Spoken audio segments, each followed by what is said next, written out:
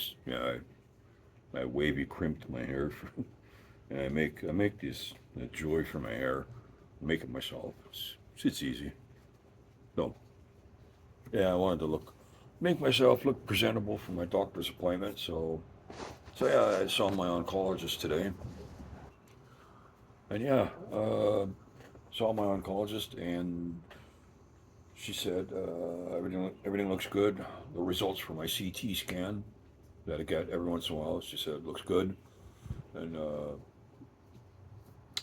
well, I get my imaging online, so I kind of peek, but I still let her have the last word because she's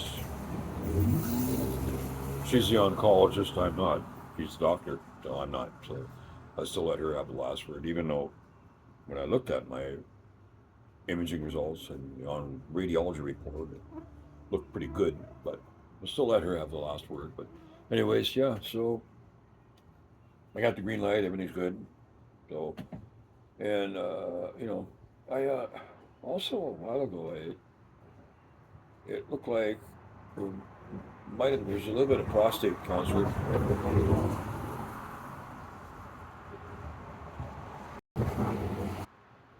Okay. Well, I decided to sit out here and make a video, so there's a bit of traffic.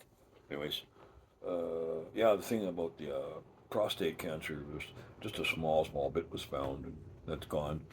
Urologist took a look, and he said, "See you in a year." So I feel kind of blessed in a way that everything was caught in time. Here I was thinking, oh, great, I got two different types of cancers inside me, but we're doing pretty good. And the COPD, it's plateauing. It's not getting any worse.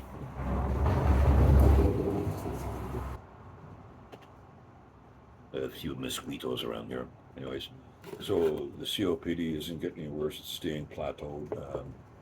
So everything's pretty good. I feel kind of lucky. So kind of blessed that I came this far in the past 3 years, and we're doing okay. And also, the last time I saw my oncologist, she said, she suggested blood work for blood sugar and cholesterol, and uh, also the FIT, the FIT test to check for colon cancer. So I went to my GP handled that, did all the ordered the tests and everything. I had the blood drawn, uh, and then and that was about. They took blood about I don't know about I between early and mid-April, and so around the end of April, I'm thinking no one's called yet. So um, finally, the my nurse practitioner or general practitioner's office or GP's office called me and said that the FIT test results are negative and you're good. Right on. And then I asked, what about the blood work results? And uh, she said, the nurse said, hasn't the doctor hasn't got them yet. And I said, well, I've been looking at them, because that's another thing I get online is my blood work results. And I looked at them, and I was saying to the nurse about, these results have forced me to change up my grocery list for damn sure. And so, which I have done lately. Now, yeah. So, anyways, I get the blood work results online. Okay, so, and it wasn't until nobody said nothing all this time. 6 weeks gone. Here we are, 6 weeks later. Okay, since the it took blood samples. Okay, here we are 6 weeks later. Now, when I saw my oncologist today, the nurse brings you into the office and sits you down, asks questions, and types things into the computer. And I mentioned about that. I said, well, no one called me ever since. in the past 6 weeks, no one's called me or said anything about my blood work results. And I looked at them online and I made a whole bunch of dietary changes.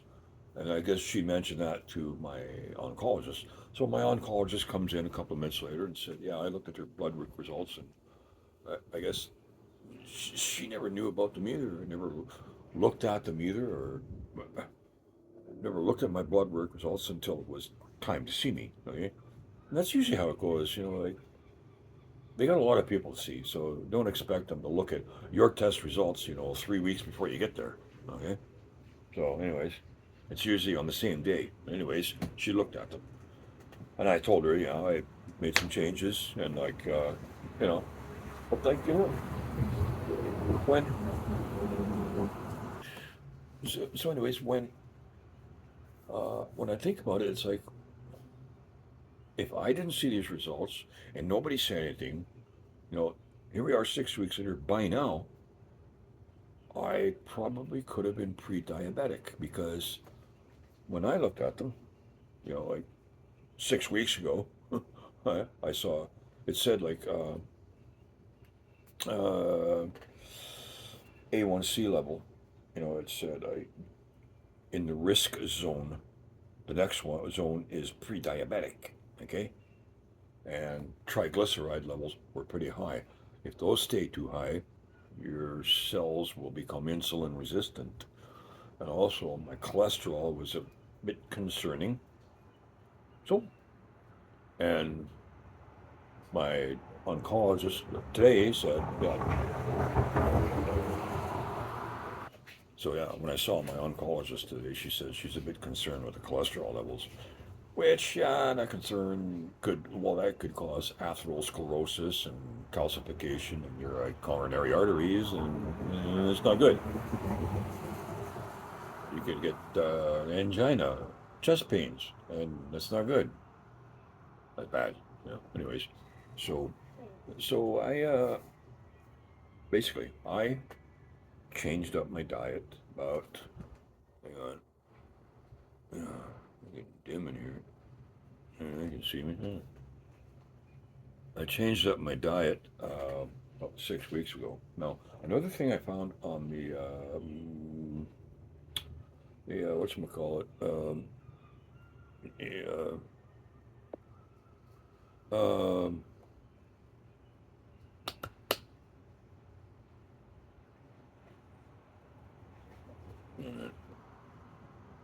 I thought for a second I hit the stop button. Okay, we're good. Anyways, yeah. So what was I saying? Yeah, uh, all the levels. Another thing I noticed was that it it it shows ranges, and there's another thing for if these ranges become this and that, it could cause metabolic syndrome. And I thought, hmm, maybe that's why I feel like a while ago I was waking up even after a 7 or 8 hours sleep. I'd wake up feeling like 6 pounds of shit in a 1 pound bag, right? And I looked up metabolic syndrome. Because it mentioned that metabolic syndrome could be this and that, and I looked it up, and I think I check all the boxes for that. Especially the bad diet. Like I'd be coming home from the grocery store with about 5 or 6 boxes of cookies.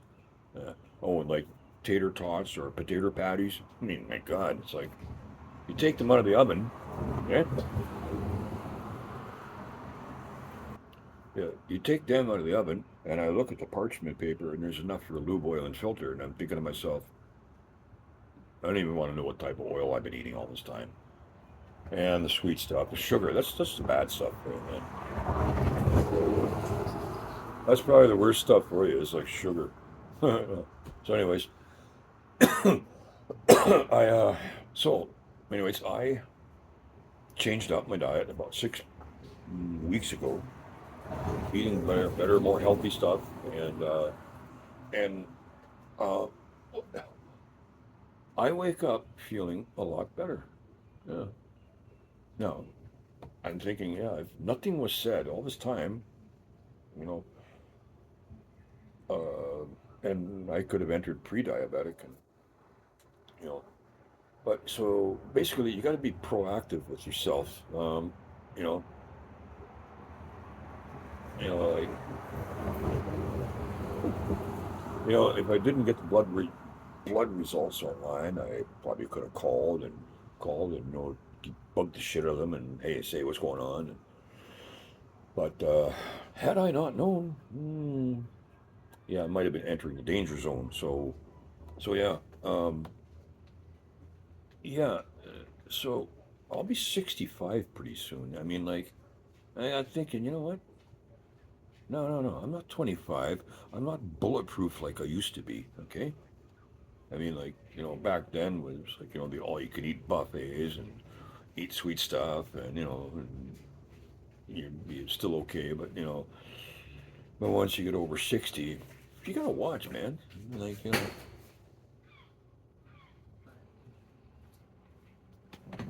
okay, a lot of people going by making noise. So, anyways, so if you are over 60, don't be afraid to get blood tests.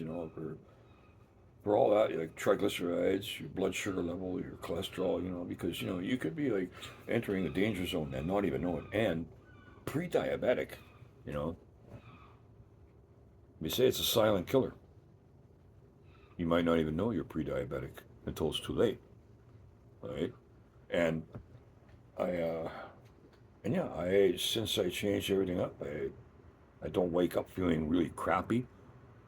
It's made a big difference eating more healthier, and especially the sugar. Oh my God, the sweet stuff. No, no, that's just that's just not good. Like I had to give that up. And you might think, well, you're not going to like the way it's not going to taste good. Well, if you be creative, like you can make your healthy food taste good. Anyways, um, yeah. So if you're over 60, and I'm getting close to 65, so yeah. But if you're over 60, you might, you know, be proactive with yourself and, look into these things, and remember that you're not bulletproof anymore, okay? So anyways, so that's kind of the main takeaway is like lately, well, yeah, about six weeks ago, I changed up everything, rewrote my grocery list, and lo and behold, I wake up feeling better, and my appetite seems like it's increasing. I get hungrier quicker, I guess, because it's a more efficient metabolism going on. Okay, so, and then, and one thing I do know for a while, it's like whenever I go in and out of the hospital, and I see some of these people hanging around the lobby and they're in wheelchairs and they don't look good, and you know, I think to myself, yeah, I look at them and I think, you know what, I got it pretty good, man, for my age, 'Cause some of these people are the same age as me, and they look really old. So I think to myself, after I see people like that, I think I really don't have it that bad. But how'd they get there? That could have been me. Think about it. Had I just kept up this lifestyle, the way I was eating, you know, it it could have led to being pre-diabetic. But these people I see in wheelchairs, like in the hospital lobby, are like amputees, like just below the knee, and I know why they're there. That's they're there for like renal dialysis because like diabetes, like type 2 diabetes, if it's bad enough, it can lead to diabetic neuropathy and you can start losing limbs and you can get kidney damage and you can even get retinal, friggin' diabetic retinopathy and go blind and all that. It's just not good. So, um, but these people there, they're the type of people that, you know, these are the type of people that think, yeah, if anything goes wrong, I'll just see the doctor. And then you get there, and the doctor says, well, it's kind of late now because now you're all messed up, and it happens. People think, I'm okay, I'll be okay, and then I'll just go see the doctor if anything goes wrong, and yeah, then it's too late because some of these people, like, their lifestyles probably consist of smoking and drinking in excess, greasy foods. They'd be out every weekend or almost every other day at the pub eating wings. And they're eating. They're just a poor diet, smoking, drinking, not enough exercise, you know, and and this is what it leads to. Yeah.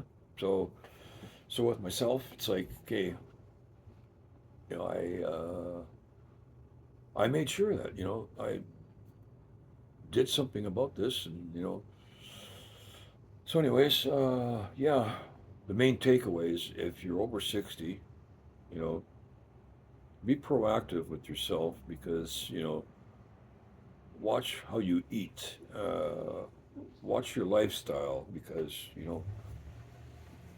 you could be on a path of self-destruct and not even know it. So yeah, that's one of the main takeaways about this. So anyways, so yeah, if you're over 60, you know, take care of yourself, and we'll see you later.